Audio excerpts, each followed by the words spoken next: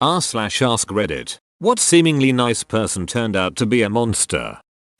Chris Watts. No criminal history, no drugs, nice job, nice home, nice family, murdered his pregnant wife and their 2 daughters. UK here.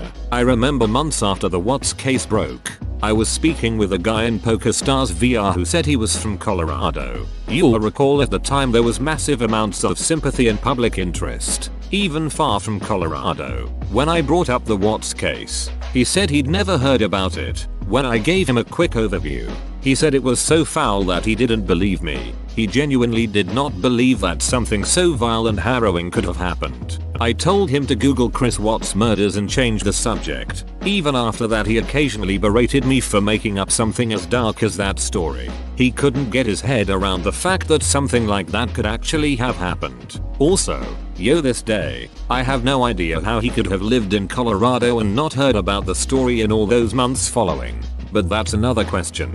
He was Chris Watts. Bill Cosby. It really hurt me when that news broke.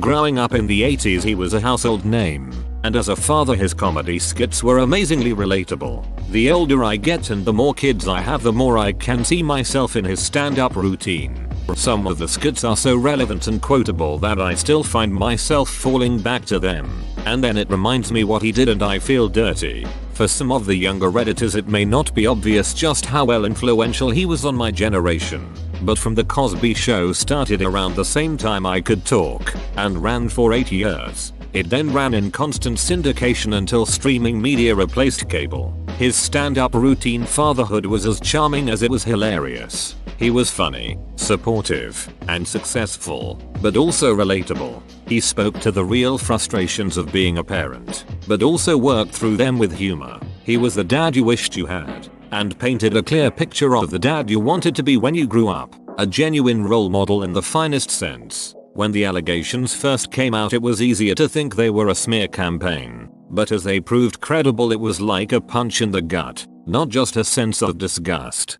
but also betrayal, and a lingering shame to have ever adored his character. Let me add a little to this too. The Cosby Show was huge for the black community. There had been other sitcoms focused on black families like Good Times or Sanford and Son, but those showed families struggling with the realities of poverty. This was the first show that portrayed a black family as wealthy and successful. Bill playing a doctor, teaching good lessons to his family. It was groundbreaking, and served as a real inspiration to a lot of people one generation older I know in my community. Cosby, in the show and outside it as a comedian spokesperson, was seen as a leading example of how to portray black people as capable of betterment, not just as poor disadvantaged people who might fall into crime, drugs, and need pity. My grandma's old enough that she doesn't know about what Cosby did, or maybe no one explained the full story to her, but she'll watch the show on her DVDs, and honestly I wish I could go back and watch it too. It was a feel-good show. Alas, the man behind it was quite the opposite of what he portrayed. Heard Ted Bundy was a really nice dude. Ted Bundy was so charming and handsome. Someone at his trial in Orlando, Florida did not believe he could possibly have done the Tallahassee murders until she saw him erupt in rage during the trial. You should see pictures of the groupies he had. Author and Rule wrote a truly amazing book about Bundy, The Stranger Beside Me, and the movie The Deliberate Stranger with Mark Harmon does a really great job of showing how charming he was. I kind of studied him because I grew up in Orlando. And Rule was one of those people who couldn't believe it. Ted was her friend. He babysat for her. I can't imagine finding out my good friend was a serial killer.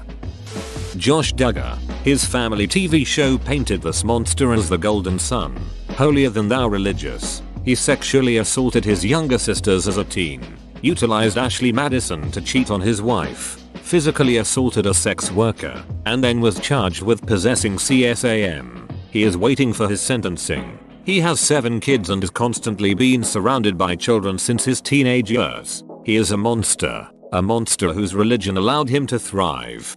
He is the worst, but I have to say he never struck me as actually nice. He seemed like a smug prick.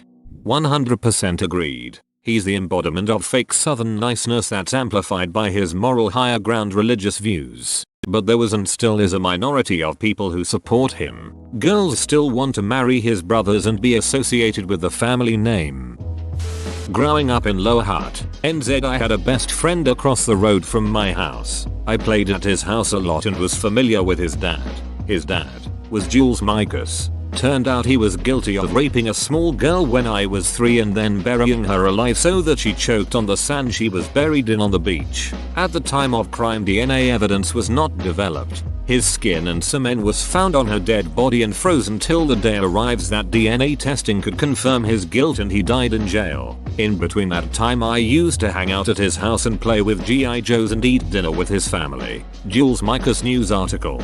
Oh my gosh, I remember when he was finally caught. My mum remembers when this happened. I was a baby and she was devastated someone could do this to a child. It like really affected her. She can't even explain why. He truly was an evil person. I hope he's rotting in hell. He was a short little man about 5'4". He was real gruff but friendly at his house. His son, who I knew legally, changed both his names and is terribly ashamed. Nobody suspected. He would mow his elderly next door neighbor's grass when he mowed our grass. He had a rule of no toys or shouting at the dinner table. I was there when 4 police cars came to arrest him. His son was an adult doing an apprenticeship and had just left home. He was arrested late February, early 2000s. I was at my parents' house for a bit because I broke my leg and they were looking after me till it healed. The cars pulled up, no sirens, and he was taken away. Was a few weeks till we learned why. Jim Jones. If you were to kill him before he went bad, he'd probably be remembered as a civil rights hero. The man started off in a really great direction. Egalitarianism in an age of hate. Then his ego started growing.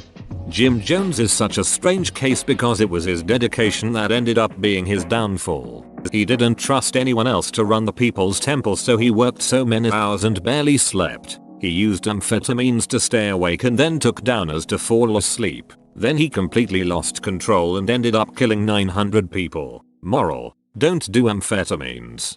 Yeah, he didn't trust anyone else because at one point he left for Brazil for a while, and when he came back the People's Temple was in shambles. It had split different ways. His monstrous ego couldn't handle that. He took even one person leaving as a deep personal offense. So from then on he was always on go. Also, it's People's Temple with no apostrophe. It agreed better with the whole socialism thing they had going on. Edit, because I sounded a little too sympathetic for my liking at first. My 2 best friends. I spent nearly all of my free time with 2 guys growing up. Us 3 were inseparable. They were my brothers and I loved them. We first met in 1st and 3rd grade. We all grew up watching the same movies, playing the same games, and doing the same activities. As a result, we just grew fonder the longer time went on.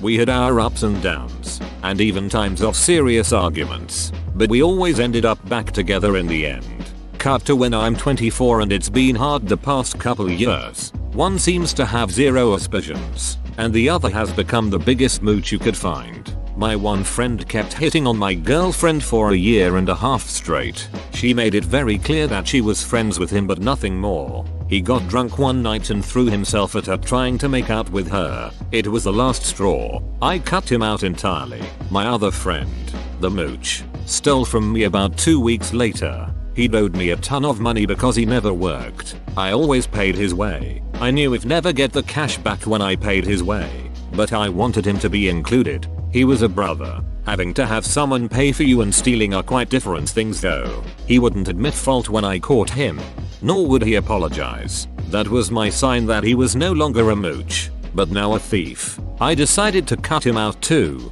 All that being said, I miss them every day. I wish they would have matured and we could have all stayed friends. They're like 90% of my childhood memories, so it's hard to not think about them. But I guess they probably don't feel the same. 20 plus years of friendship was worth trying to get laid and $68 to them. I hope they're doing good, but I'll never let them back into my life. I felt this. I had this one friend who I had seen every day. We were inseparable. I took her and her boyfriend to my family's cabin for a weekend trip, and a few days after we had left I get a call from a family member. Turns out she had stolen a bunch of stuff from the room she was staying in. There were previous incidents of things going missing, but I couldn't prove it until that point. We had a big fight about it. I got the stuff back and we haven't spoken since. It's been almost 7 years and I still miss the good times we had. So sorry you've had to go through this. Some people aren't meant to be in our lives forever, only in a chapter of our lives. Remember the good times. Surprised no one's mentioned Ellen Be Kind to One Another degenerate yet. I mean, she was a dong maybe, but it's pretty extreme to say she was a monster. Yes, but this is Reddit. We don't do measured, reasonable assessments. Someone is either amazing or Hitler. Get with it. Gary Glitter. Pedo guy from the 70s. For those who don't know. Pedo Rock and Roll Part 2, which is still played at tons of sporting events. If you live in North America or the UK, you know it. Jared Fogle.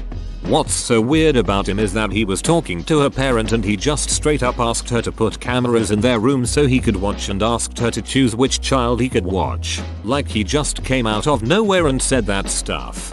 That woman is a hero. By the way, she talked to him, led him on with that stuff for years while she had the FBI surveil him and gather evidence. Can you imagine having to fake being nice and fake being into the stuff Fogle was into for years while the FBI gathered evidence? She is seriously an unsung hero and got a sick and twisted man off the streets. Edit. Her name is Rochelle Herman.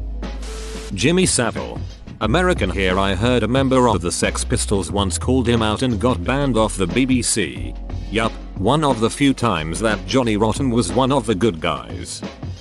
Rick James, the guy who sang Super Freak, tortured some poor girl in his apartment for 3 days, assaulted a woman a year later, also allegedly raped a 15-year-old 2 years before the torture.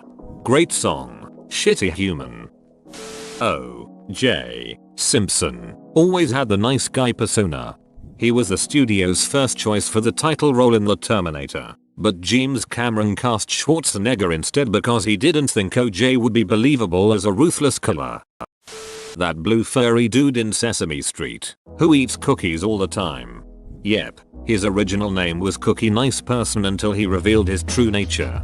His real name is Sid, which I can only assume is short for Insidious. Allison Mack. She wasn't a developing monster under the rug per se as far as I know, but the horrible, heinous act she did through XIV certainly tore apart both her humanity and her Smallville character nostalgia from the public eye. My mom, Mayo. Ha, that's what I came to say, comes across as a kind, God-fearing do-gooder to most everyone, but behind closed doors with her immediate family, she can't hide her haunts. But now that dad is gone, she's having trouble hiding it. Whoa, can't believe you know their mom so well. Kid I grew up with, maybe not a monster but an awful person. We knew each other our whole lives. He was a beloved friend of mine. In college he dated my roommate. He verbally and emotionally abused her, wouldn't let her leave his sight, constantly accused her of cheating. Got a job where she worked and got on the same shift rotation.